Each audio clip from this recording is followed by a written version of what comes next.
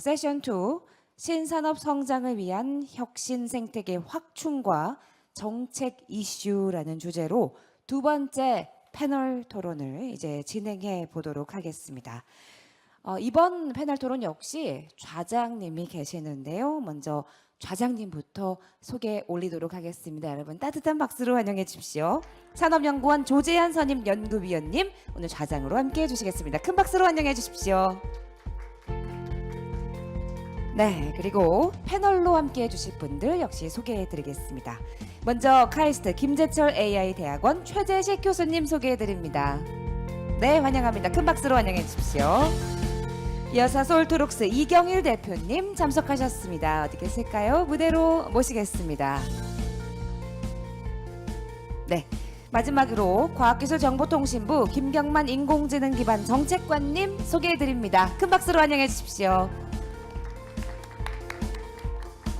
네, 이렇게 해서 네 분 무대로 모셔봤습니다. 세 분의 패널 토론자 여러분 모시고 우리 오늘 조재한 선임 연구위원님께서 두 번째 세션 패널 토론 좌장으로 함께 해주시겠습니다. 마이크 넘기겠습니다. 네, 안녕하세요. 저 이 세션에 좌장을 맡은 산업연구원 산업혁신정책실장 조재한입니다. 오늘 저희 이 세션은 인공지능을 통해서 미래의 산업 성장을 어떻게 견인할 것인지에 대한 실질적이고 좀 더 구체적인 방안을 저희가 논의할 수 있을 세션으로 기대가 되고 있습니다. 특히 신산업이나 새로운 비즈니스 모델 개발 육성을 위해서 우리가 어떻게 산업 생태계를 확충하고 특히 또 정부의 지원 사항이 어떤 게 필요한지에 대해 아마 저희가 논의를 할 수 있는 패널로 구성된 것 같습니다. 저희 세션을 살펴보면 다른 세션이랑 좀 다르게 보시면 디지털 시대에 좀 이게 웬 올드한 구성이냐고 하실 수 있겠지만 민간학이 이렇게 잘 조화롭게 구성된 구성으로 볼 수 있습니다. 최재식 교수님께서는 사실은 인공지능 연구를 하시기도 하시고 이니지라는 인공지능 예측 솔루션 기업을 하고 계시기 때문에 학계의 연구나 사실은 민간 경험이 뛰어나시고요.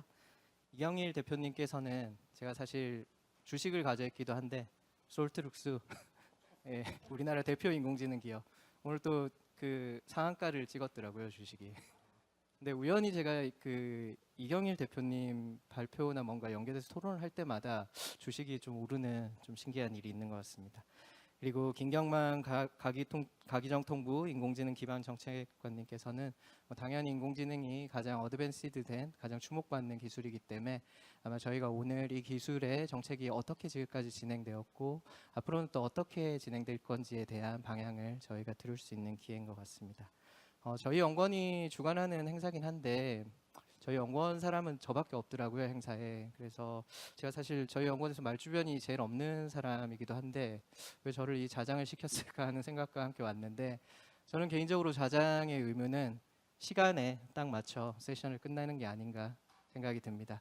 그리고 특히 패널 분들께서도 상당히 부담이 있는 게 저희 세션이 끝나면 점심시간이 이어져 있어서 저희가 1분이 늦어지면 모두가 이제 점심을 1분씩 늦게 먹게 되는 일이 벌여서 제가 약간 시간 관리를 좀 하도록 하고 패널 분들께서도 좀 유념을 해주시기 바랍니다. 저희는 이제 사전에 질문이나 응답은 어느 정도 공유가 된 상황이고요. 되도록 아마 제가 주로 질문을 간단하게 드리면 답변하는 형식으로 진행될 겁니다. 그리고 저희 오늘 논의될 내용을 제가 대충 세어보니까 한 턴당 3분 정도를 유념하시고 하시면 저희가 아주 깔끔하게 끝내고 점심을 먹을 수 있을 것 같습니다. 그래서 먼저 제가 첫 번째 질문은 좀 광범위한 질문이긴 한데요. 세 분께 공통으로 먼저 드리도록 하겠습니다. 앞서도 이제 AI 기술에 대한 기업별 활용 부분이 많이 언급이 됐는데요. 이미 AI가 일반 목적 기술로 사실은 광범위하게 향후 쓰일 거라는 거는 기대기도 하지만 어느 정도 이제 컨센서스가 이루어지는 것 같습니다. 이 상황에서 실제 우리나라의 AI 경쟁력은 어느 정도 수준이고 그리고 만약에 지금 수준이 높은 듯 낮은 듯과 상관없이 향후 우리 산업계가 과연 이 AI의 혁신을 주도할 잠재력이 어느 정도 되는지에 대해 패널 분들께서 간단히 의견을 주시면 좋을 것 같습니다. 먼저 이경일 대표님께서 먼저 해주시겠습니까? 네, 일단은 숫자상으로 본다 그러면은 논문이라든지 특허라든지 또 자체 서비스 내놓은 걸 보면은 굳이 순서를 매긴다면 전 세계 10등 안에 간신히 들어가는 정도일 것 같고요. 그런데 또 자체 파운데이션 모델을 가지고 사업화를 할 수 있을 정도와 또 그 내적 역량을 본다면은 뭐 제 평가로 보면은 5위 안에 든다고 생각을 합니다.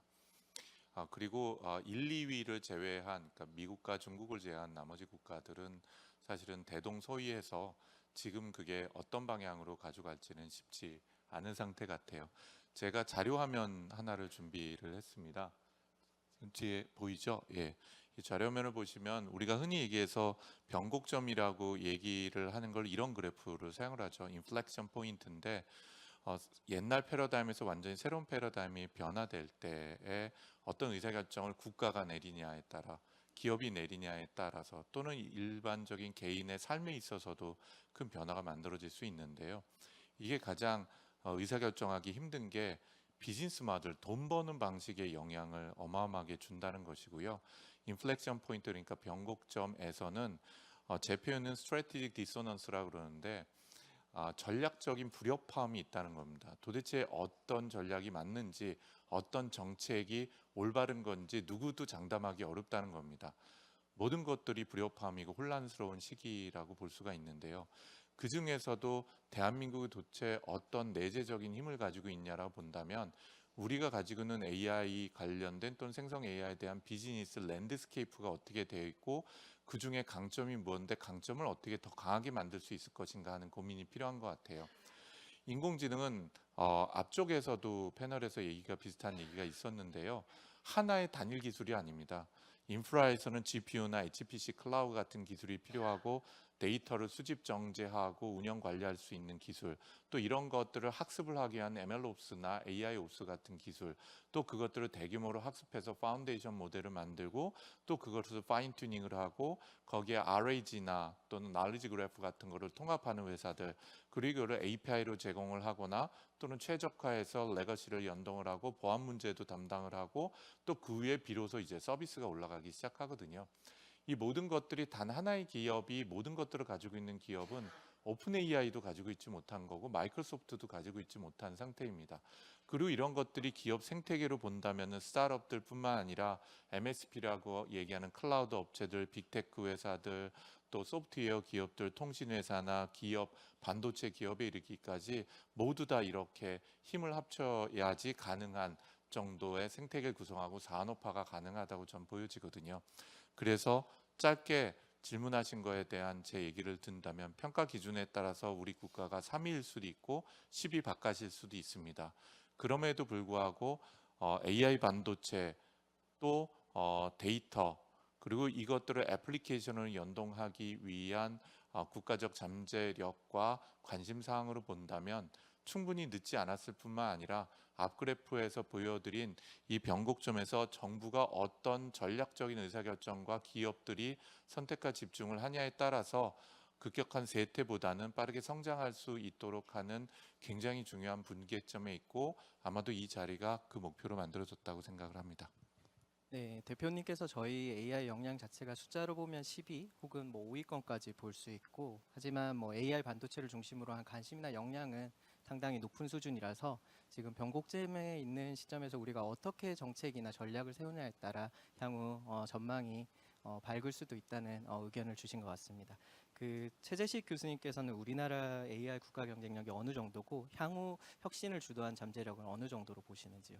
네, 뭐 여러 정책적 지원이 있어서 그 카이스트 AI 대학원 제가 몸담고 있지만 또 훌륭한 교수님들이 저 외에 많이 계셔서 논문 수로 세계 5위다 이런 통계도 있고 그리고 이제 네이버 같은 기업이 LLM도 세계 세 번째로 만들었다 이런 내용이 있는데 사실 뭐 뒤에도 더 말씀드리겠지만 저는 AI 시대 이제 아까 이태진 전문의님 말씀하신 것처럼 돈 버는 게 중요한데 돈 버는 건 결국 맨 끝에 인프라 맨 밑에 있는 곳이랑 소비자를 만나는 곳들 두 곳에서 이렇게 버는 경우가 많다고 생각이 들고 우리가 뭐 여러 가지 가전이나 핸드폰이나 자동차나 전장이나 이런 데서 이제 AI가 들어갈 때 돈을 버는 것에서는 저는 조금 긍정적인 면이 응용에 있어서 우리가 응용 잘한다고 얘기하는 것 그런 것들은 계속 잘하고 있고, 물론 KT도 국내에서 이제 우리 기업들이 이제 그 KT 서비스를 쓰면서 SKT도 그렇고요.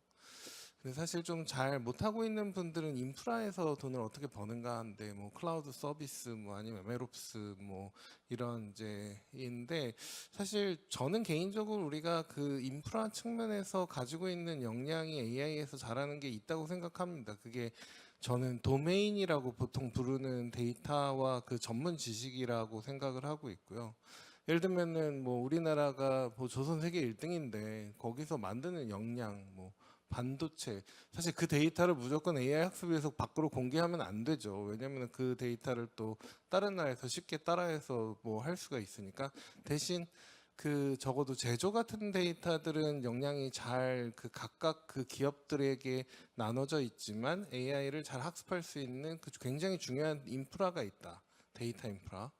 그리고 또 우리나라가 뭐 인구가 뭐 중국이나 미국만큼 많지는 않지만 그 심평원 데이터, 의료 데이터들이 그래도 잘 정리되고 공개하려고 노력하고 AI 서비스를 만들고, 여기서도 저는 이제 그 포텐셜이 크다고 생각을 합니다. 이따 또 그 응용에 있어서는 좀 더 말씀드릴 텐데, 이런 우리가 이제 바깥으로 고객 만나는 것들을 잘하는 게 있고 인프라 부분 역량이 부족하지만 우리만의 잘하는, 우리만의 특화된, 우리가 가지고 있는 강점을 아직 잘 못 살렸지만 분명히 존재한다. 저는 그렇게 생각합니다. 네, 최 교수님께서도 한국의 인공지능 경쟁력이 뭐 상당한 수준이고, 특히 돈을 벌어야 되는 응용 부분에 저희가 기본적으로 어느 정도 역량을 갖춰 있다고 평가하셨습니다. 단 그 인프라 부분은 사실 좀 부족한 부분이 있는데, 클라우딩 서비스를 제공한다든가, 하지만 그 부분도 제가 이야기로는 뭐 제조 부분의 전문 지식이나 그리고 의료 데이터를 활용한 부분에 있어서 충분히 경쟁력을 가질 수 있고 향후 혁신을 좀 이룰 수 있다는 평가를 주셨습니다. 그러면 김경만 정책관님께서는 그 정책 당국자로서 AI 국가 경쟁력이 어느 정도로 평가하시고 앞으로의 혁신 잠재력은 어느 정도라고 보시나요? 네, 그 앞에 두 분께서 이제 10위권 이렇게 말씀을 주셨는데요. 뭐 저희는 뭐 공식적으로 어나운스 할 때는 이제 토토스 미디어에서 평가하는 한 6위권 이렇게 말씀을 드리고, 앞으로 3위 인공지능 강국이 되겠다 말씀을 드리는데, 제가 9월에 저희 장관님을 모시고 뉴욕에 글로벌 프론티어 랩 개소식에 갔었는데요. 그때 이제 안 루쿤이라는 이제 인공지능 4대 석학 중에 한 분이신데, 현장에서 이제 이게 기조 말씀을 한 10분 정도 하셨는데, 그때 참 인상적이었던 게 뭐냐면은, 자기는 이제 미국과 한국이 인공지능 분야에서 그냥 유일하게 할 수 있는 두 개 국가 중에 하나라고 이야기를 했었습니다.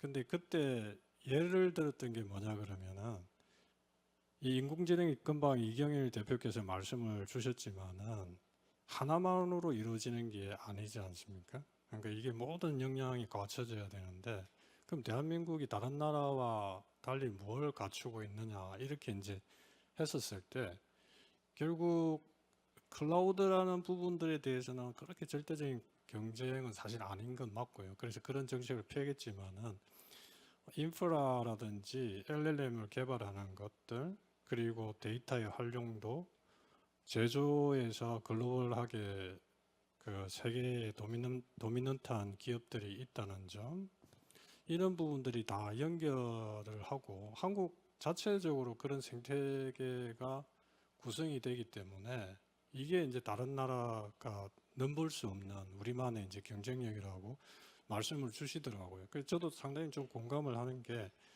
실제 유럽이나 이런 쪽에서 한국을 조금 뭐라 그럴까, 인공지능 논의를 할 때 꼭 초대를 하는 이유는 자기만의 생태계가 없거든요. 그러니까 항상 의존을 해야 되고, 그리고 뭐가 잘한다 싶은데 큰 게 하나 빠지는 게 있는 게 대부분의 나라입니다. 그래서 우리나라의 이제 강점은 그런 데 있다고 저희도 생각을 하고 있고요. 그리고 이제 정책적으로 이제 경쟁력을 키우기 위한 여러 가지 고민들은 이런 데 있다고 저희는 생각을 하거든요. 그러니까 인공지능 생태계를 어떻게 구성을 하느냐는 뭐 이경일 대표께서 아까 그 도표로 너무 잘 보여주셨는데, 사실 이제 데이터 센터와 올라가는 데이터, 그리고 그 위에 클라우드를 어떻게 접목을 해서 LLM을 그러니까 여기서 이제 파운데이션 모델이겠죠. 파운데이션 모델을 이제 올리고 그것을 응용하는 게 온 디바이스가 되든 실제로 온라인으로 서비스를 해주든 이런 생태계의 경쟁력을 강화시키는데 사실 초점을 두고 있고요. 그래야 이게 자체 경쟁력이 있어서 나중에 좀 말씀을 드리겠지만 안보라든지 이런 글로벌 규범 만드는 데 있어서도 이 힘이 사실 우리나라의 레버리지가 되지 않을까 이렇게 생각을 합니다. 네, 그 김경만 정책관께서는 정부는 그 인공지능 경쟁력이 6위 정도로 지금 평가를 하고 있고요. 앞으로 3위 정도로 가는 게 지금 단기적인 목표로 잡고 있다는 부분이고요. 그리고 아마 그 석학이 제가 성함을 잘 못 듣기는 했는데 인용을 하시면서 아마 이경일 대표님께서도 얘기한 게 인공지능이 다양한 생태계가 필요하기 때문에 한국이 뭐 지금 인공지능 최전선에 있는 미국과도 사실은 견줄 수 있는 경쟁력을 가질 잠재력이 충분하다. 그 유럽과 특히 한국이 비교하면 생태계 같은 부분에 한국이 이미 다양하게 갖추고 있기 때문에 이런 생태계를 계속 이렇게 강화하는 방향으로 향후 정책 추진이 이루어질 것이라고 간략하게 설명해 주셨습니다. 그럼 이어서 그 정책관님께 다시 또 한 번 더 질문 드리겠습니다. 그러면 정부 입장에서 그동안 진행된 인공지능 정책에 대해서 좀 간략하게 소개를 해 주시겠습니까? 예, 이제 여러 가지 정책들이 그 타이틀은 다르지만은 저희가 기본적으로 생각하는 큰 프레임워크가 있습니다. 그리고 이제 저번 9월에 인공지능 국가위원회도 만들면서 정책 방향이라는 것도 조금 말씀을 드렸었는데 저희가 생각하는 거는 이제 아까 말씀드린 것처럼 첫 번째는 이 생태계를 어떻게 꾸려갈 것인가의 이야기고요. 그 다음에 이 생태계가 꾸려졌을 때 정부, 기업, 개인이 어떻게 인공지능을 활용을 할 수 있게끔 해줄 것인가. 그리고 이제 인공지능이 활용되는 과정에서 여러 가지 부작용들도 많고요. 그리고 새로운 기술은 항상 구제도와 충돌이 발생을 하고 있습니다. 그러니까 지금은 이제 부작용을 어떻게 대응할 건가도 중요하지만은 기존의 제도와의 충돌에서 새로운 규범을 어떻게 형성할 것인가가 상당히 이제 많이 논의를 되고 있거든요. 그래서 이제 정부는 크게 세 가지를 보시면 됩니다. 이제 생태계를 어떻게 촉진할 거냐 할 때는 뭐 클라우드 정책은 어떻게 펼치겠습니다. 그리고 이제 클라우드에 올라가는 클라우드 네이티브 기술 진행을 위해서 어떻게 할 것이며 실제 GPU 같은 이제 반도체의 경쟁력을 대체할 수 있는 NPU는 이런 건 어떻게 가겠는가 뭐 이런 식의 요소마다의 이제 고민들이 담길 거고요. 이제 여기서 이제 또 조금 저희가 더 고민하는 부분은 뭐냐면은 결국 우리가 생태계를 구성한다고 한다는 게 이제 우리만의 갈라파고스 같은 느낌을 절대로 줘서는 안 되고요. 두 번째로는 한국이 많이 갖췄다 했지만 절대적인 1위가 없기 때문에 항상 외국의 선도 기업과 콜래보레이션이 반드시 있어야 되고요. 그런 이점들은 늘 저희가 이제 획득해 나가면서 가야 된다고 생각을 하거든요. 그래서 이제 뭐 실제로 클라우드 예를 들더라도요. 데이터 보안이라든지 데이터 주권 이야기하면 대한민국 클라우드가 상당히 이제 경쟁력을 가져야 되지만은 외국 클라우드를 이용하는 순간 전 세계 무대가 전 세계 시장이 우리 시장이니까 이걸 그럼 과연 놓칠 거냐 이런 이제 개념을 가지면서 투트랙으로 한다고 말씀을 드리고요. 그 응용 파트는 뭐 잘 아시겠지만 일상화라는 개념으로 국민들이 내가 AI를 쓰고 있는데 이게 정말 저는 어디 가서 말씀을 드리지만 일상화라는 개념 자체는 사실 범용 기술이라는 기술은 내가 이게 쓰고 있는지 안 쓰고 있는지를 모를 때 이제 체화되는 거고 쓰이는 거거든요. 그래서 일상화라는 표현을 쓰는 정부가 쓰는 이유가 어떤 걸 내가 하고 있는데 그게 인공지능이 뭐가 들어가 있고 이런 거는 일반 소비자 입장에서는 전혀 필요가 없는 거죠. 쓸 때 내가 안전하구나. 내 개인정보나 이런 부분들이 안전하게 처리가 되고 있고 나는 믿어도 되는구나는 게 포인트라 보시면 되고요. 마지막으로 잠깐 말씀드리고 싶은 게 이제 글로벌 규범에 대해서 말씀을 좀 드리고 싶은데요. 실제 어제 10월 29일인가쯤에 미국에서 그 행정명령을 이행하는 안보 각서를 발표를 합니다. 미국은 우리나라와 달리 이제 그 대통령 행정명령으로서 공공기관에 그 정부가 꿈꾸는 내용을 지시를 하게 되거든요. 그러니까 예를 들면 가기정통부는 언제까지 뭘 하라고 이제 대통령이 지시를 하게 되면 그걸 이행을 하면서 정책을 펼치게 되는데 29일 정도에 이제 행정 안보각서가 발표가 됩니다. 안보각서가. 근데 그 내용에서 보면은 크게는 지능 이야기를 하는데 작게가 아니라 진짜 핵심 코어는 인공지능을 핵무기처럼 인식을 한다는 거죠. 이걸 가진 자와 못 가진 자, 그리고 같이 가질 거냐, 못 가지게 할 거냐. 즉 가치 공유를 하는 국가가 이 인공지능 생태계에서 같이 가려고 하고 있거든요. 그래서 이제 정부도 그 부분에 대해서는 좀 초점을 많이 가지고 있다는 말씀드리겠습니다. 알겠습니다. 정책관님께서 9월에 저희 정부가 발표한 국가위원회 시작 부분이나 이런 부분은 정부 웹사이트에 가면 사실은 세부적인 내용이 있기 때문에 충분히 확인하실 수 있을 것 같고요. 크게 한 3가지 혹은 4가지 정도를 말씀해 주신 것 같습니다. 정부는 생태계를 앞으로 어떻게 꾸밀 것인가, 그리고 그 생태계에서 정부, 기업, 개인이 어떻게 활용을 할 것인가, 그리고 그 과정에서 생기는 부작용이나 그 또 기존의 제도와 어떻게 충돌하는 것을 빠르게 해결해 줄 것인가에 이제 많은 초점을 맞췄고요. 그리고 또 한 가지 강조하신 게 정부가 인공지능 기술 자체에 한국의 역량에 초점을 맞추기도 하지만 말씀하신 대로 모든 걸 이제 한국이 할 수 없기 때문에 국제 다른 나라들과 어떻게 협력해야 되는지가 중요하다고 하셨고, 미국도 최근에 그런 가치 인공지능 자체가 어떠한 특정 기술을 넘어 가치를 공유하는 것 정도 생각하고 있어서 정부도 충분히 이런 부분을 인지하고 향후 국제 협력에 힘쓴다는 방향을 말씀해 주셨습니다.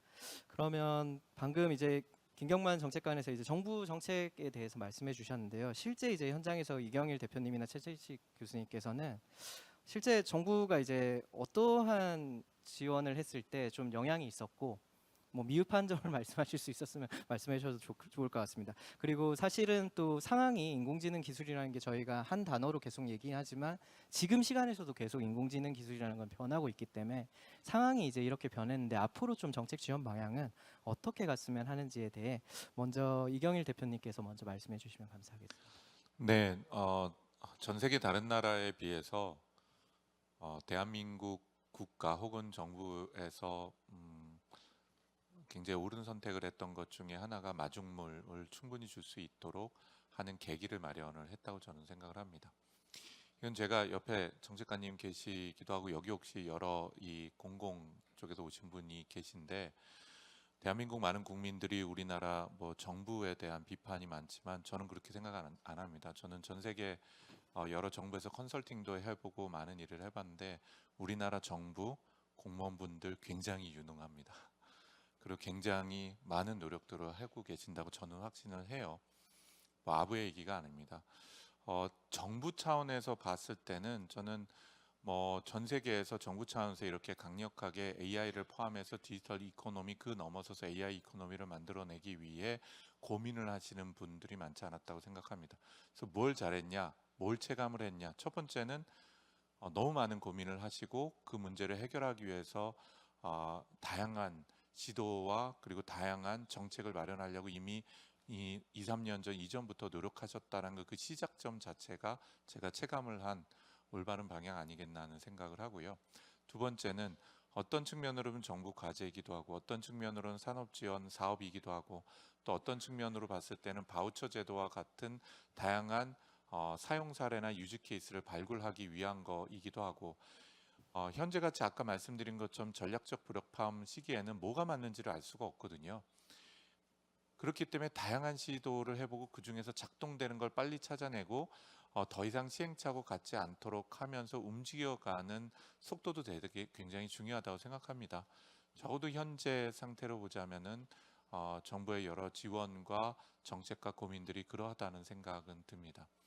반면에 이제 방금도 말씀하셨지만 대한민국 가지고 있는 가장 큰 문제 몇 가지가 있습니다. 첫 번째는 실제로 독립적인 인프라와 하드웨어 그리고 그것을 운영할 수 있는 기술 체계 또 기술은 없다고 하더라도 그것을 서비스할 수 있는 체계가 갖추고 있질 못해요. 그러니까 그 파운데이션 자체에 대한 기술과 산업적인 체계가 없다 보니까 저희 아이디어가 있고 산업계나 민간에서 그걸 활성화시키려고 하더라도 지속적으로 이제 주요한 기업과 미국의 의존도가 높아지고 있는 상황도 사실인 것 같습니다. 그렇다고 해서 이 문제가 단기적으로 해결할 수는 없는데 포기할 수도 없는 문제라고 생각들어서 이걸 어떻게 지혜롭게 극복할 수 있을지 방법을 좀 찾아야 되지 않나 하는 생각이 들고요. 그 다음에 두 번째는 규제 문제들을 많이 얘기하시는데 제가 보기에는 지금 규제가 심각한 상황은 아닌 것 같습니다.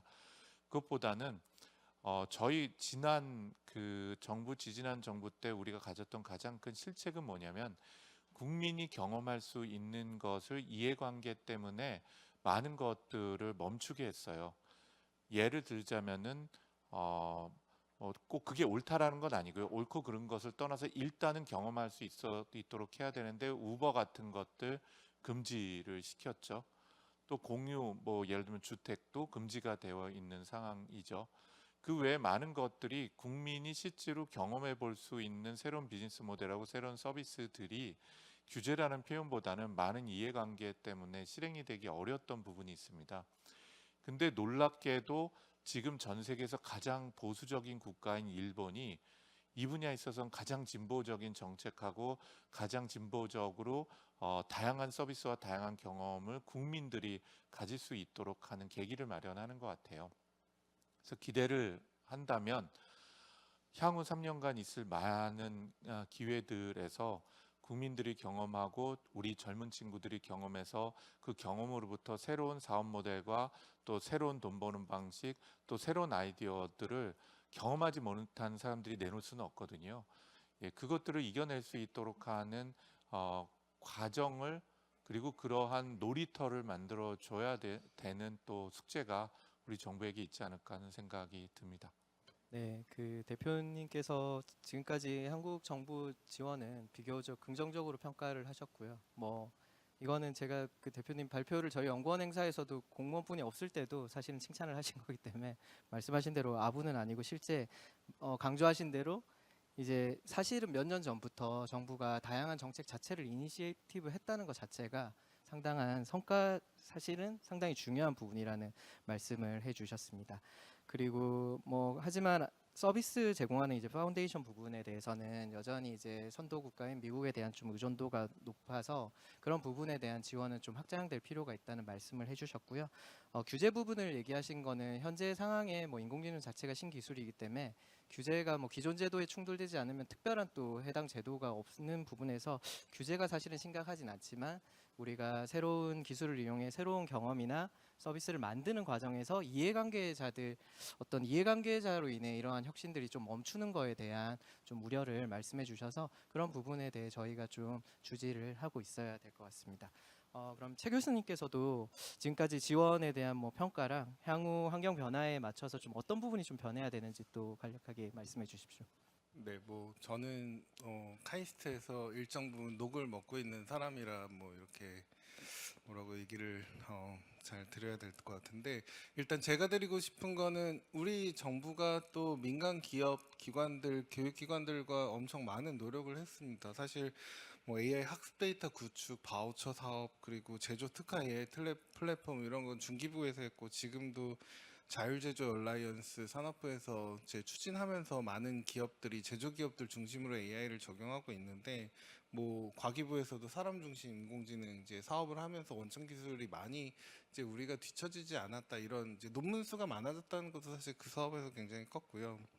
이런 시도를 많이 했고 어떤 것들은 좀 부족하다 그럼 또 다른 부처에서 혹은 다른 소속 사업으로 개선을 하면서 없애거나 만들면서 키우거나 이런 것들을 계속 하고 있는 건 좋은 시도라고 생각이 들고, 한 가지는 좀 더 좀 힘있게 추진했으면 좋겠을 만한 게 인공지능 육성법인데, 사실 이거는 꼭 국회에서 해야 될 일이지 사실 행정부는 아니지만 사실 여러 부처에서 강하게 추진을 하는 것으로도 사실은 국회에서 더 밀어줄 수 있는 부분이 있기 때문에 사실 우리가 인공지능에 대해서 규제를 해야 되는 거 아니냐 때문에 육성법이 좀 늦어졌는데 세제 혜택이라든가 아니면은 예산 지원이라든가 건물이라든가 투자에 대한 지원 혜택 이런 것들 좀 잘 담아서 힘있게 좀 이제 AI 육성법이 잘 이제 될 수 있도록 하는 것도 중요할 것 같고요. 그게 이제 여러분들이 안전연구소 포함해서 여러분들이 하고 계시는 것으로 봅니다. 그리고 앞으로 또 계속 좀 잘 해야 된다고 저 개인적으로 생각하는 건 제일 첫 번째는 교육이고요. AI에 대한 교육. 그러니까 뭐 AI 대학은 많아졌지만 지금 이태진 전무님이 교육했더니 엄청 좋다고 얘기하셨잖아요.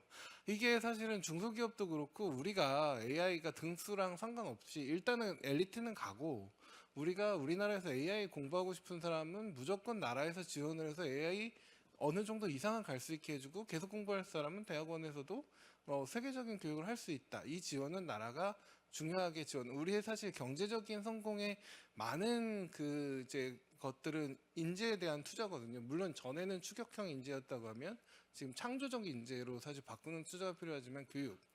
그리고 또 하나는 제가 데이터 말씀을 드렸는데 저는 개인적으로 산업 데이터는 나가면 안 된다고 생각하는 사람이에요. 왜냐하면 우리나라가 1등하는 제조 데이터를 굳이 열어서 세계에 공개를 해서 너네도 따라와 보세요. 뭐 이거는 사실 저는 뭐 어느 나라도 할 말이 아니고 사실 근데 이제 개인 정보가 들어간 데이터가 우리가 인터넷 서비스 할 때 데이터가 너무 기업들이 하기가 되게 복잡하게 어려운 경우가 많이 있습니다. 사실 이제 그거는 우리 국민이 나의 데이터에 대한 이제 소유권 뭐 이런 것들이 많고 어찌 보면은 그 인터넷 기업들이 데이터를 하는 거에 대한 신뢰가 좀 부족해서 그런데 그건 정부가 뭐 법을 이렇게 만들라라기보다는 국민들에 대한 설득 우리가 데이터를 이 정도는 좀 더 공유를 하고 공개를 하면 우리 기업이 더 잘 큽니다. 사실 그러니까 너무 우리 데이터를 막 이렇게 못 쓰게 하는 것보다는 이제 더 쓸 수 있도록 하게 하는 환경을 좀 뭐 저는 캠페인이라고 생각하는데 그런 것도 좀 중요할 것 같고요. 또 이제 그 마지막은 인프라인데요. 인프라가 사실 되게 중요한 이슈입니다. 그러니까 뭐 쉽게 말씀드려볼게요. 그 엔비디아 GPU가 지금 한 5천만 원 정도인데 그 8개를 돌리려면 이제 4억 정도가 필요해요. 근데 이제 그 대학의 교수님들이 하시는 말씀이 뭐냐면 옆에 방 교수랑 옆에 방 교수 아이디어도 별로 뭐 나보다 뛰어나지 않은데 4억짜리 장비 멈춰가지고 돌렸더니 논문 멈춰내가지고 엄청 유명해졌다. 나는 진짜 너무 억울하다. 이게 사실은 이제 그 LLM에 대한 이제 그 GPU에 대한 작은 버전인데요. 사실 우리나라 전체 GPU를 생각을 해보면 사실 적진 않습니다. 많아요. 근데 오히려 후발로 우리 GPU도 안 쓰고 AI도 안 하던 일본은 사카나라는 기업 만들어 1조 넣고 미스트리알도 사실은 이제 하나 만들어가지고 몇 조 넣고 하면은 거기에 큰 GPU 팜이 되는데 우리는 각 기업들마다 GPU를 뭐 KT든 SK텔레콤이든 네이버든 LG든 각각 운영하니까 사실 우리가 원하는 그 큰 이제 GPU 팜이 만들어지지가 않는 거예요. 사실 근데 우리가 보고 싶은 건 뭐냐면 우리나라 기업, 우리나라의 연구자가 세계적으로 뭐 경쟁할 수 있는 그런 걸 만들 수 있는 걸 보고 싶은 거지 내가 직접 가가지고 그 GPU로 LLM을 꼭 만들고 싶은 건 아니거든. 그 욕심이 하나가 있고 우리나라 사람이 혹은 우리나라 기업 연구자가 그런 걸 만들어야 되는 거 보고 싶은 거. 또 이제 또 이해가 충돌하는 건 그거를 기업들은 내가 갖고 싶은 거.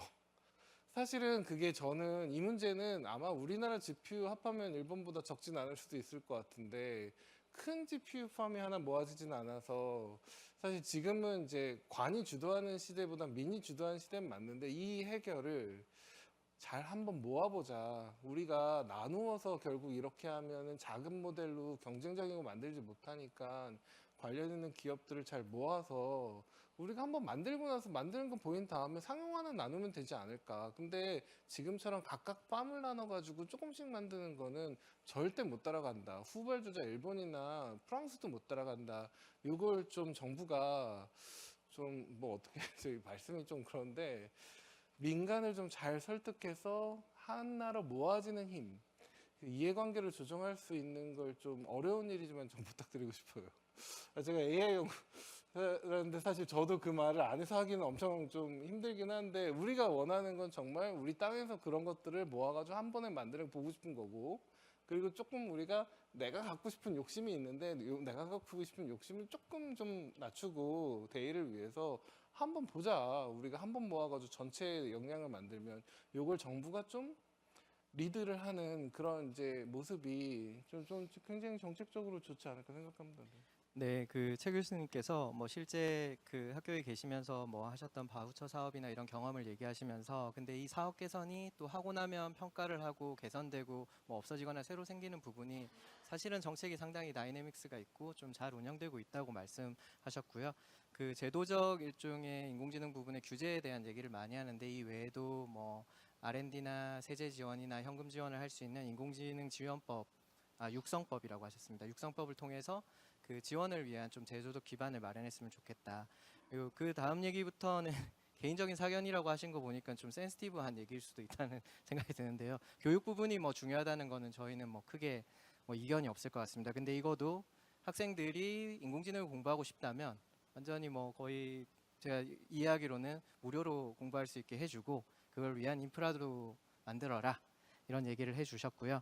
산업 데이터 부분에 대해서는 뭐 물론 데이터를 공개하는 문제에 있어서 여러 가지 뭐 규제 부분도 중요하지만 그래도 그 국민 인식을 바꾸는 문제가 좀 우선적이라서 정부가 좀 역할을 했으면 좋겠다는 말씀을 하셨습니다. 마지막에 그 인프라 부분은 제가 기술적인 거를 잘 몰라서 하지만 어쨌든 GPU 부분에 있어서 이렇게 분산돼 있어서 좀 역량이 이렇게 좀 집중되지 않는 부분을 지적해 주시면서 좀 이런 부분을 특정 그 기업이 그 팜이 이제 대형화되지 않으면 사실은 다른 나라랑 좀 경쟁하기 힘들 거라는 문제를 지적해 주셨습니다.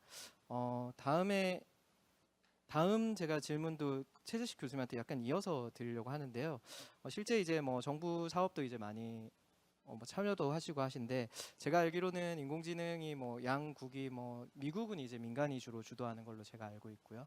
중국은 주로 이제 정부 위주로 주도를 하는데 그러면 저희 산업 정책 하는 사람 입장에서는 후발주자인 한국은 민간과 정부가 협력해야 된다는 얘기를 많이 하는데요.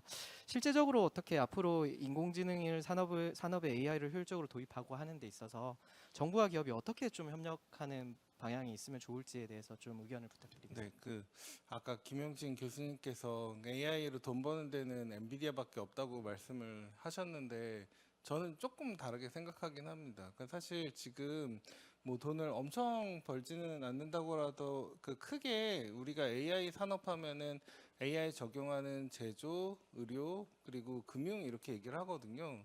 근데 사실 이제 그 분야들에서 AI 도입 그리고 우리나라 기업들이 거기서 매출을 내는 것들이 그 뭐 물론 이제 아직 성에는 안 찰 수 있지만 분명히 산업이 이제 성장하고 있는 건 확실하거든요.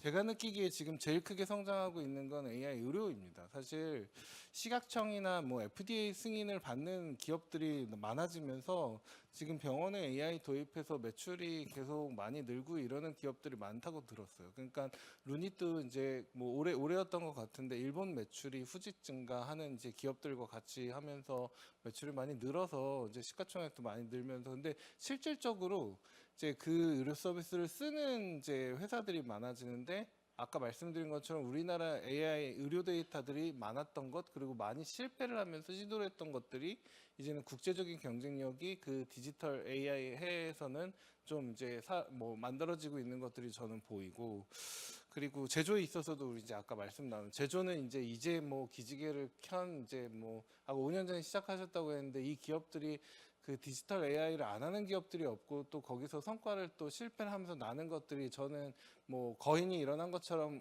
그 이제 그 제조에서 AI는 더 성과가 앞으로 계속 많이 날 거라고 생각합니다.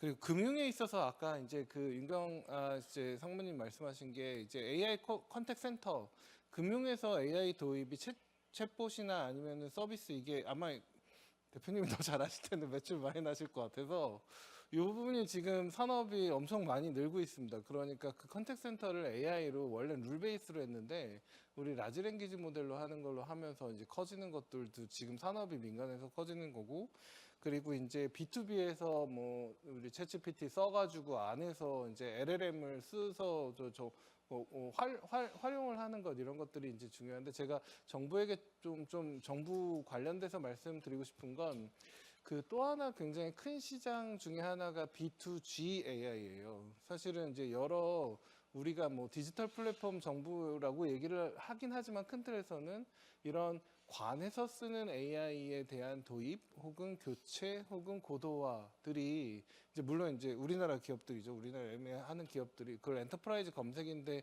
관 버전이라고 할 수도 있고 이런 것들이 지금 시장이 커지고 있고 투자가 활발해지고 있는데 그 부분을 좀 잘 이제 좋은 기업들이 잘 육성할 수 있도록 하는 거 중요하다. 미국도 최근에 내셔널 그 시큐리티 뭐 이게랑 그 달파 뭐 이런 것들이 팔란티어랑 그리고 그 오픈 AI 마이크로소프트랑 같이 우리나라에 있는 보안, 정보, 그러니까 그런 내셔널 시큐리티 정보를 한 번에 LLM이 학습을 해서 이제 LLM이 아주 들어와가지고 미국의 중요한 이제 보안 정보들을 보고 검색을 되게 똑똑하게 하는 그런 시스템 구축을 시작했거든요.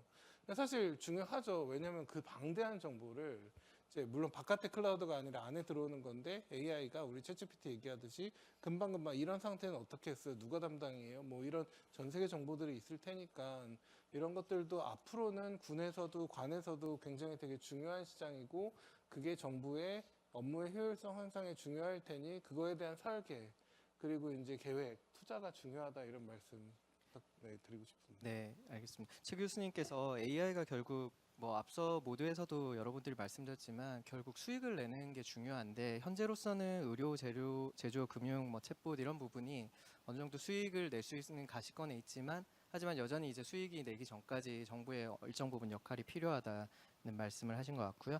그리고 B2G 그러니까 비즈니스 투 가버먼트 부분에 있어서 기업 육성이 정부와 민간 부분이 협력할 수 있는 세부적인 분야라고 말씀해 주셨습니다. 제가 이 대표님한테 질문을 드리려고 하는데요. 이 질문을 보고 저도 좀 당황하실 수도 있는데 2017년에 AI 강국이 되기 위해 인프라, 데이터, 인력, 경험 4가지 축이 가장 중요하다는 말씀을 하셨다고 합니다. 7년 전에 하신 말씀이신데요. 그때 저는 이제 이 생각은 뭐 여전하실 거라고 생각을 하거든요. 그때 그 이유가 무엇인지랑 이러한 부분이 어떻게 저희가 잘 구축되고 있는지 혹은 구축하기 위해서 어떠한 부분이 좀 핵심적인지를 먼저 말씀해 주시고요. 좀 말씀해 드리면 또 이어서 질문을 드리겠습니다. 네, 뭐 당연히 뭐 7년 전이 아니라 10년 전부터 똑같은 생각을 했던 것 같아요. 제가 첫 인공지능 회사를 설립한 게 대학교 4학년 때입니다. 만 30년이 넘었고요. LG라는 회사의 연구소에 있다가 지금 솔트룩스 창업한 게 2000년이니까 그것도 올해가 만 24년 5년이 됐습니다. 그 긴 세월 동안 인공지능 하나만 해왔던 사람 입장에서 보면 말씀드린 데이터 그리고 데이터를 가공해서 또 다른 데이터인 마드를 만들 수 있는 알고리즘 그리고 그 전체를 돌릴 수 있는 인프라스트럭처로서 클라우드 하이퍼 퍼포먼스 컴퓨팅 그리고 전기와 공조 시스템까지를 하나의 시스템이라고 본다면 인프라라고 본다면 그것 그리고 마지막 이 전체를 운영하고 기획하고 준비하고 완전 혁신적인 돈 버는 방식까지도 만들어낼 수 있는 사람 인재라는 건 뭐 이미 다 여기 계신 분들 모두 하실 것 같아요. 이 중에서 이미 저희가 많이 말씀을 나눴는데 인프라 관련된 게 저희 작년 10년이 잃어버린 10년이라고 봐도 좋을 정도로 우리가 큰 발전을 하기는 사실 좀 어려웠던 시기인 것 같습니다. 왜냐하면 클라우드뿐만 아니라 인프라는 규모의 경제여야 되는데 사실 우리나라 5천만 명 인구로서 10억 명 이상을 상대를 하는 주요 미국에 있는 주요 기업들하고의 경쟁을 하기가 규모의 경제에 경쟁을 하기가 굉장히 불가능에 가까운 상태였기 때문이라고 생각을 합니다. 그럼에도 불구하고 그게 하드웨어 인프라 말고 그 안에서 돌아야지 되는 소프트웨어 인프라가 있습니다. 많은 분들은 HBM하고 GPU만 있으면은 훌륭한 게 만들어지나 그렇게 생각하실 텐데 그게 좀 다른 이유가 GPU 8장 꽂힌 건 우리도 돌릴 수 있는데 GPU 2만 개를 한꺼번에 돌릴 능력이 저희한테 없어요. 갖다 줘도. GPU 예를 들면 H100 2만 개를 저희한테 갖다 줘도 그 2만 개를 설치해서 병렬 분산해서 돌릴 기술 자체가 저희한테 없습니다. 그래서 인프라 기술이라는 건 단순히 하드웨어와 클라우드 기술뿐만 아니라 그 전체를 운영할 수 있는 기술이 또 다른 게 또 있어서 이 부분이 굉장히 현재로서는 우리가 극복하기 힘든 바틀렉인 것 같아요. 데이터 문제에 해당이 되는 것은 그래도 과기정통부 중심으로 해서 저희가 국가 데이터, AI 데이터 구축 사업이라는 걸 많이 했습니다. 물론 부족함도 많이 있었겠지만 실제로 저희 같은 AI 회사들이 그 데이터를 어마어마하게 사용을 합니다. 그래서 뭐 공과 실이 있겠습니다만 저는 실이 있다고 해서 공이 있는 것을 시도를 안 하면 제자리에 멈춰 있는 거죠. 뭐래도 시도를 지금은 해야 되고 거기서 나온 결과들이 사용이 되고 거기서 실패를 배웠기 때문에 대한민국이라는 국가가 성장 가능성이 있다고 생각하거든요. 근데 지난 5년간 동안의 과기정통부를 중심으로 해서 그 데이터를 구축하고 만들고 배포를 하는 과정을 했었고요. 그게 미약하나마 미국은 그게 개인 기업 단위로 이루어지고 있다면 우리는 국가 단위로 공유할 수 있는 데이터를 확보하기 위해서 노력했고 또 그들 중에 상당수가 의미 있는 데이터라는 생각이 듭니다. 그리고 제가 너무 오늘 그 정부 계신 분들을 띄워드리는지 모르겠는데 대한민국은 10년 전에 공공데이터 위원회라는 걸 만들었어요. 총리 산하에요. 그래서 정부가 가지고 있는 데이터를 가능하면 공개하고 그거를 공공기관들의 평가에 사용할 정도로 노력을 해왔습니다. 충분하냐? 아쉬움이 많죠. 대표적으로 아쉬운 건 저는 뭐라고 표현해야 되나? 권력기관들 대표적인 예를 보면은 법원, 검찰청, 뭐 그 다음에 기재부 또는 예를 들자면 심평원이라고 얘기하는 쪽들 데이터는 여전히 개방 정도가 굉장히 낮아요. 이런 것들이 아마 우리한테 도전이 돼야 될 거라고 생각이 듭니다. 알고리즘 문제는 좀 건너뛰고 너무 복잡해서 맨 마지막에 인재 얘기를 하고 싶은데 이게 사실은 제일 마음이 복잡하고 힘든 과제인 것 같습니다.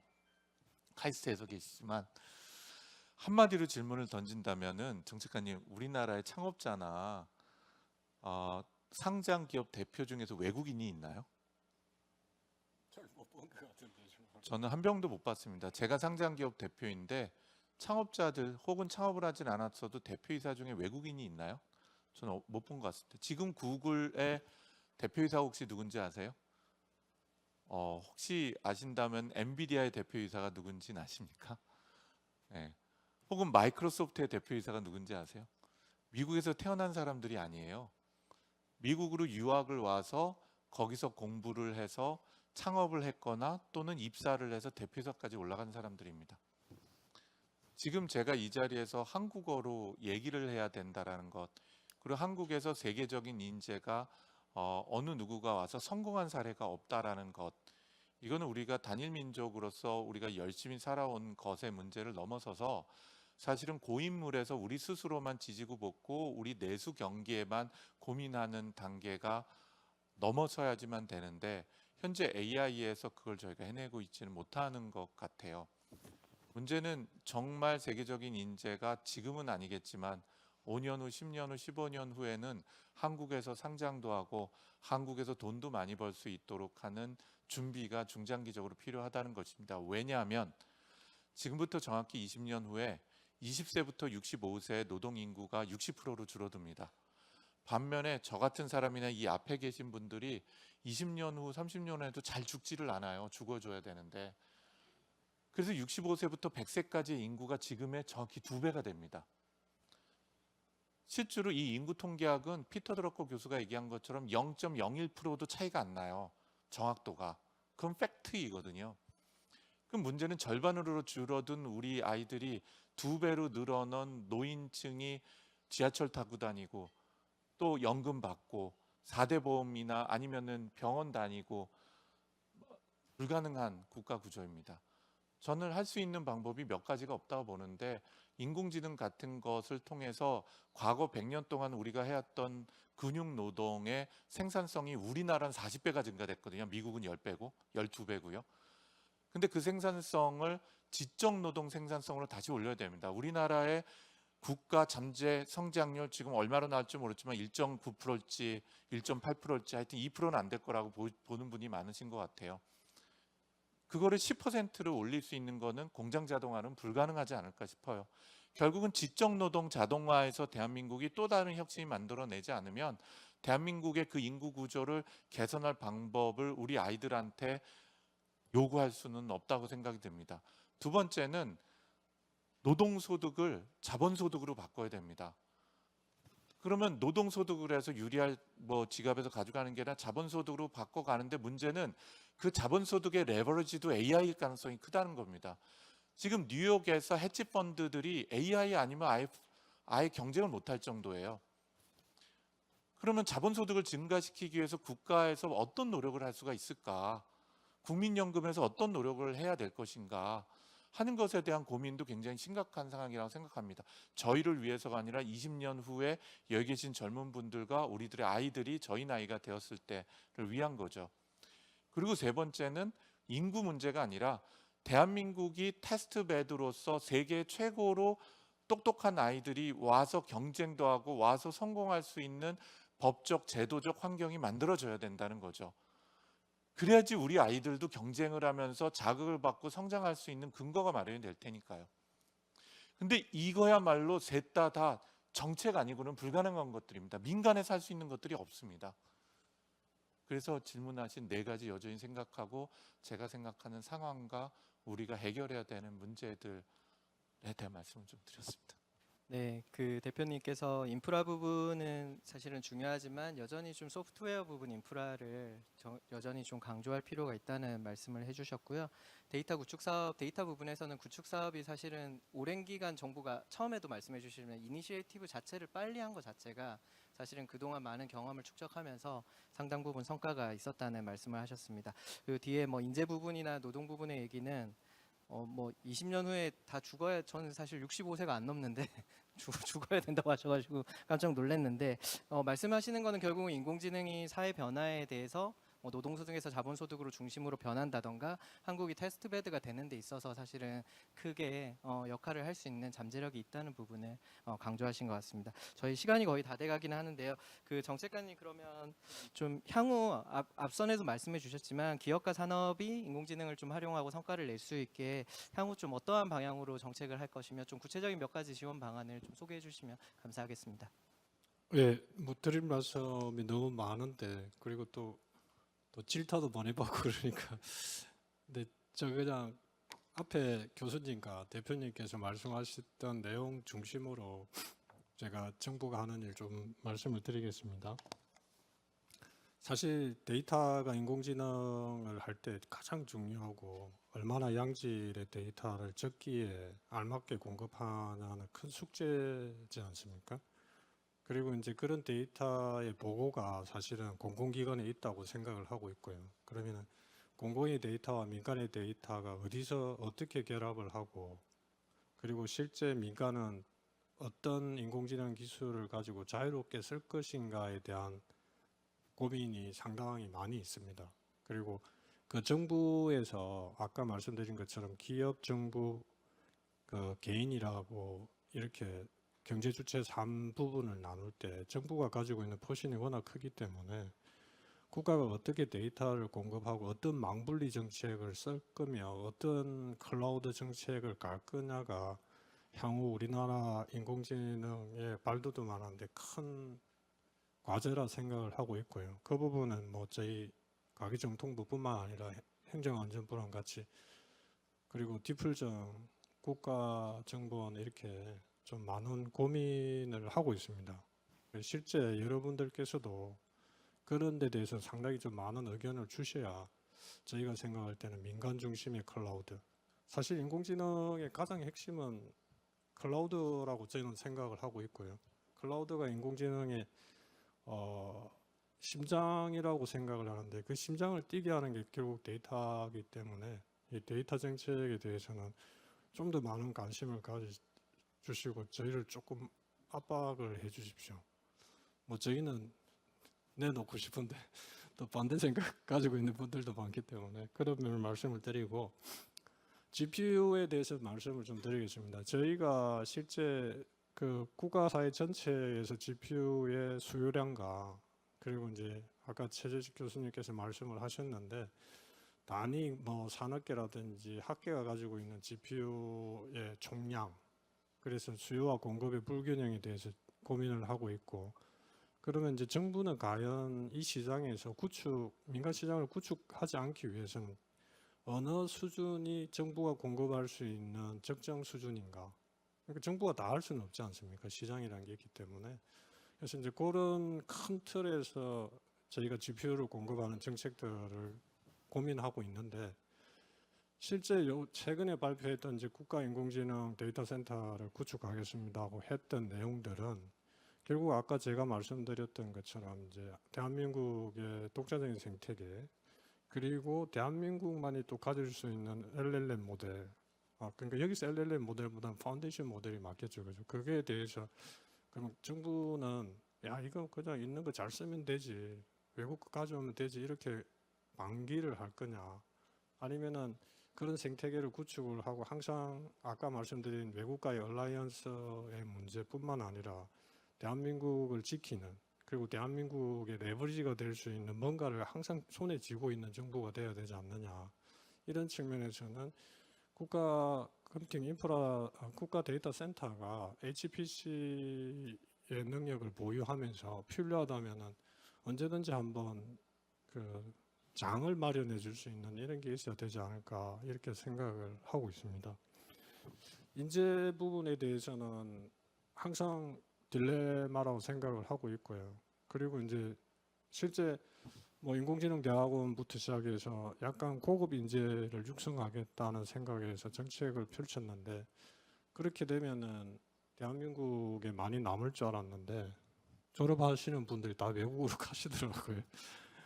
근데 사실 잘 아시겠지만 인공지능 시대에서는 이 베이스가 되는 인재도 중요하지만 탑티어의 인재들이 끌어가기 때문에 저희가 아까 말씀드린 것처럼 유혹이라든지 연구 거점이라든지 국가가 그 새로운 기술에 먼저 좀 거대화하고 집중화시켜서 R&D를 하면은 그쪽에서 R&D를 하신 교수님이나 같이 연구하는 학생들 자체가 프론티어 기술을 가지고 훌륭한 인재가 되지 않을까 이런 생각을 하고요. 그래서 이제 그런 분들이 결국은 한국에 남으려고 하면은 뭐 제도라든지 인프라가 잘 정비가 돼야 되는데 늘 고민이 많습니다. 사실 저 개인적으로도 보면은 예전에 처음에 인공지능을 뭐 가정 시절에 할 때는 뭐 제가 이렇게 뭐 이야기하면은 좀 죄송한 말씀이지만은 이렇게 관심들도 없었고요. 잘 모르시기 때문에 그렇게 하면 된다 이래 했는데 이제는 모든 분이 인공지능의 전문가이시고 모든 분이 인공지능에 대해서 어떤 말씀을 주실 수 있는 상황이 바뀌지 않습니까? 그럼 여기서 이제 큰 문제가 뭐냐면은 결국은 그 다른 각양각색의 색깔과 의견들을 어떻게 조화롭게 가느냐에 대한 어려움이 너무 배가가 된 거죠. 그래서 그게 더 오히려 정책하는 데 있어서는 개인적으로 조금 더 어려워졌다는 생각이 드는데요. 마지막으로 이제 같이 한번 고민해 보실 게 뭐냐면은 대한민국이 뭐 제가 이제 정보통신부 입사한 지가 98년인데 그때 초고속 인터넷망을 깔기 시작을 하고 뭐 외국에서 볼 때는 쟤들 뭐 거의 도난 거 아니냐 할 정도로 선투자를 많이 했었고요. 제가 뭐 사무관 시절에 정책을 할 때 내부적으로 고민이 많았던 것은 이렇게 과감한 투자를 할 때 도대체 수요는 어디서 충당이 되고 이걸 어떻게 진짜 메꿀 건가에 대한 고민이 많았었거든요. 근데 그리 하다 보니까 막 뭐가 터지기 시작한다는 느낌을 저희는 참 많이 받았거든요. 그러면 인공지능도 이게 돌이켜 보시면은 실제 인공지능이 범용 기술이라 그러고 앞으로 인공지능이 큰 인프라가 될 거라 그런다면은 지금 우리가 기본적으로 생각하고 있는 투자 개념에서는 좀 달라야 되지 않느냐. 동그라미가 더 다르게 붙어야 되지 않느냐. 앞 단위를 바꾸는 게 아니라 뒷 단위를 바꾸는 개수를 바꾸는 정책이 좀 과감하게 있어야 된다고 생각을 하고 있고요. 그래서 사실 요즘에 재정이 많이 어렵지만은 저희는 이제 국회나 이런 데 가서 좀 많이 설득을 하고 있습니다. 이게 그냥 투자를 해가지고 이게 없어지는 게 아니고 결국 국가 자본화돼서 내재화될 영역들이기 때문에 이게 아까운 게 아니라는 생각을 가지고 있고요. 그런 면에서도 또 저희도 열심히 하겠지만은 많이 좀 푸시를 좀 해주십시오. 국회도 푸시를 해가지고 인공지능법도 빨리 만들라고 좀 해주시고 투자도 좀 많이 하게끔 독려해 주시기 바랍니다. 저희도 열심히 하겠습니다. 감사합니다. 네, 정책관님께서 정부 역할이 사실 인공지능에서 여전히 크고 하지만 결국은 이끌어가야 되는 부분은 민간 부분이기 때문에 뭐 국민이나 기업들이 관심을 좀 가지고 정책 추진에 있어서 힘을 좀 실어달라는 말씀을 하셨습니다. 저희 사실 시간을 다 쓰지 않았는데 자꾸 시간을 다 썼다고 끊으라고 해서 제가 서머리를 하기보다 혹시 마지막으로 이 대표님이나 혹시 최 교수님 마지막으로 혹시 1분 정도만 그 이경일 대표님 말씀하신 것 중에 해외 인재가 와서 한국에서 성공하는 거 보고 싶다가 사실 이제 그리고 우리 마중물로 이제 정보통신에서 해서 투자가 되는 걸 보면 사실 여러 사례가 구글 이제 딥마인드가 영국에 있는데 그 노벨상을 받았지만 영국 정부는 구글 딥마인드가 그 영국에서 돈을 벌고 있지 않기 때문에 적자가 계속 나기 때문에 고민이라고 하세요. 그리고 캐나다도 여러 되게 굉장히 좋은 학자들이 있지만 사람들이 공부만 하고 돈 벌러는 미국으로 가기 때문에 AI로 경제가 살지 않는다라는 얘기를 하십니다. 사실은 이제 우리가 그러니까 무조건 우리가 여기서 잘해야 된다는 게 아니라 마중물을 붓고 우리가 원하는 건 우리만 돈을 벌어서 우리나라 사람들만 버는 게 아니라 해외 인재들도 와서 잘 벌고 인프라 이제 세계적인 기업들도 오는 건데 그 생태계에서 핵심은 그 기업들이 산업이 결국은 세계 시장에 진출해서 돈을 벌 수 있을 만큼 기술적으로 산업적으로 경쟁력이 있어야 되는 거예요. 사실 이제 예전에 우리가 했었던 걸 보면 추격형으로 하면 우리도 자동차 만들자 배 만들자 하면은 나라에서 이거 찍어가지고 가면 됐는데 이제는 산업이 변해서 바텀업으로 나오는 것 중에 정말로 세계 시장에 갈 만한 의지가 있는가 기술력이 있는가 그리고 사업적으로 정말 갈 만한 거를 정부에서 선구안을 저는 잘 하셔야 된다고 생각이 들고 세상이 변해서 이제는 찍어서 이렇게 간다고 하는 건 추격형이고 이제 우리는 추격형을 넘어서 세계로 가가지고 점유를 할 게 됐는데 그럼 젊은 세대들도 그렇고 여기서도 그렇고 정말 괜찮은 이 팀이다라고 하면 정부에서도 이렇게 공 하나 더 붙여가지고 지원을 해서 물론 실패하면 절대 안 되죠. 그런 이제 생태계를 좀 선별적으로 그러니까 대표 선수로서 나가서 정말 새로운 산업을 만들 만한 그런 기업들을 육성하는 것들도 과감한 도전을 좀 할 때가 됐다 이런 생각을 좀 드리고 싶습니다.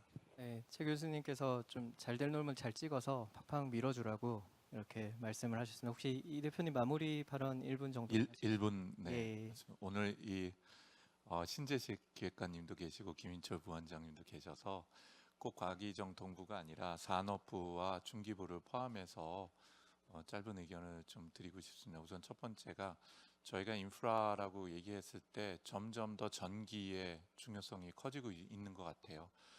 우리나라 전 세계에서 산업전기 굉장히 양질의 경쟁력 있는 가격으로 제공을 하기 때문에 그동안 우리 제조업이 성장하는 데 굉장히 중요한 역할을 한 것 같습니다.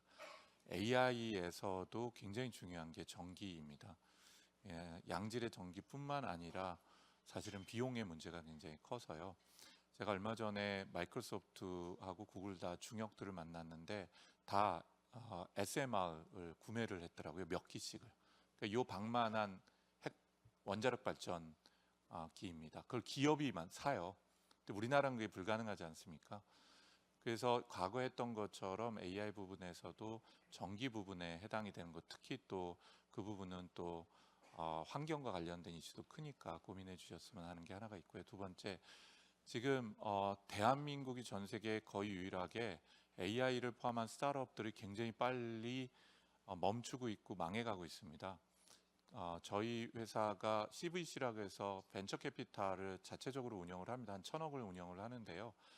저희 회사가 투자하는 회사들뿐만 아니라 최근 들어서 한국에 있는 스타트업들이 투자를 못 받아서 굉장히 힘들어합니다. 그러면 시장에 VC들이 돈이 없냐? 돈은 있어요. 근데 투자를 안 하는 거죠. 경기가 나빠지고 힘들어지니까. 그래서 그런 거에 대한 인센티브가 필요한 것 같아요. 특히 모태펀드를 포함한 자금들은 어떻게든지 간에 적극적으로 스타트업에 투자가 돼서 현재 누가 살고 누가 죽는지 알 수 없는 시장에서 될 놈이라고 확신되는 데만 돈이 모이거든요. 근데 전반적으로 성장할 수 있도록 그 스타트업들이 이 어려움을 이겨낼 수 있도록 그래서 우리 젊은이들이 그 꿈을 새로운 경험으로 만들어갈 수 있도록 하는 것도 올해 내년도에 굉장히 이 과도기에 중요한 시기인 것 같아서 부탁을 드리고자 합니다. 이상입니다. 네, 이 대표님께서 인프라 부분의 전기 부분 중요하다고 하셨고요. 특히 올해 경기가 좀 어렵다 보니 그 벤처 캐피탈 부분에 사실 좀 그 모태 펀드 역할이 어느 정도 좀 확대돼서 저희 특히 젊은이들의 그 AI 부분에 대한 좀 스타트업이나 비즈니스를 좀 확장하면 좋겠다는 말씀을 주셨습니다. 저희도 이제 거의 시간을 다 써서 저희 전문가분들 모시고 다 이야기를 나누기엔 좀 시간이 짧기는 했는데요. 저희 이 세션은 이걸로 마치도록 하겠습니다. 감사합니다. 네, 맞습니다. 이렇게 해서 두 번째 패널 토론까지 함께 하셨습니다. 세 분의 패널 분들 모시고 우리 오늘 두 번째 패널 아주 잘 이끌어주신 조지한 선임 연구위원님께도 다시 한번 큰 박수 부탁드립니다. 고맙습니다. 자, 이것으로 오전 세션은 모두 마무리가 되었습니다.